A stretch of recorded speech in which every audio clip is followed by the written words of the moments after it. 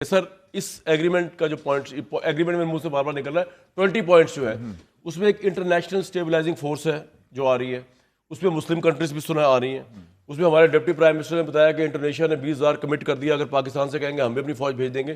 یہ جو international stabilising force ہے اس میں مسلم کنٹریز تو آ رہی ہیں، ابھی اگر یہ مسلم کنٹریز وہاں آ جائیں، غزہ میں کھڑی ہو جائیں، انڈر UN پروٹوکول یا انڈر دیز پوائنٹس پروٹوکول کھڑے ہو جائیں، تو یہ کیا اسرائیل پہ بہت بڑی بندش ہوگی؟ یا آپ کو لگتا ہے کہ ہم اسرائیل تو ڈس ریگارڈ ہوگا، اسے حملہ کرنا ہوگا، وہ ان فورسز کی پرواہ کیے بغیر حملہ کر ہی دے گا اور ہماری بلا وجہ اسرائیل سے لڑائی ہو جائے گی؟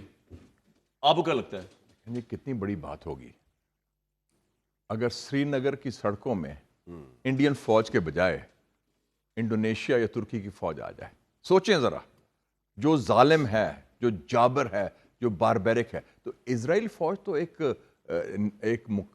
سمبل آف ایک جینوسائیڈ ہے، تو اس کی جگہ انہوں نے فیصلہ یہ ہو رہا ہے غالباً نان عرب مسلم فورس، جس میں انڈونیشیا، پاکستان، ٹرکی بھی ہو سکتا ہے، تو بالکل بڑی اچھی بات ہے۔ نان عرب ہی رکھنا تھا، عرب کے پاس تو فورس ہی کوئی نہیں ہے، نام نہاد تو ہے نا، تو وہ ایٹ لیسٹ ایک ریلیف تو ملے گا نا۔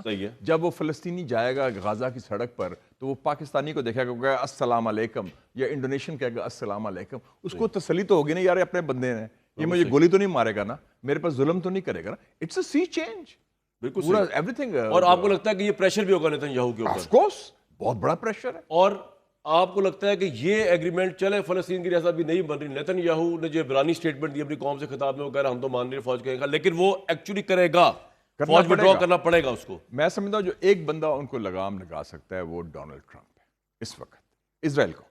سر یہ تھوڑا بتائیے، اسرائیلی جوش لابی یا نیتن یاہو کا انفلوئنس ہے امریکہ پہ، یا امریکہ کا اس پہ انفلوئنس ہے؟ اور دونوں کے درمیان ٹسل ہو جائے تو who will decide, who will call the shot in your opinion? In the case of Trump versus Netanyahu, Trump.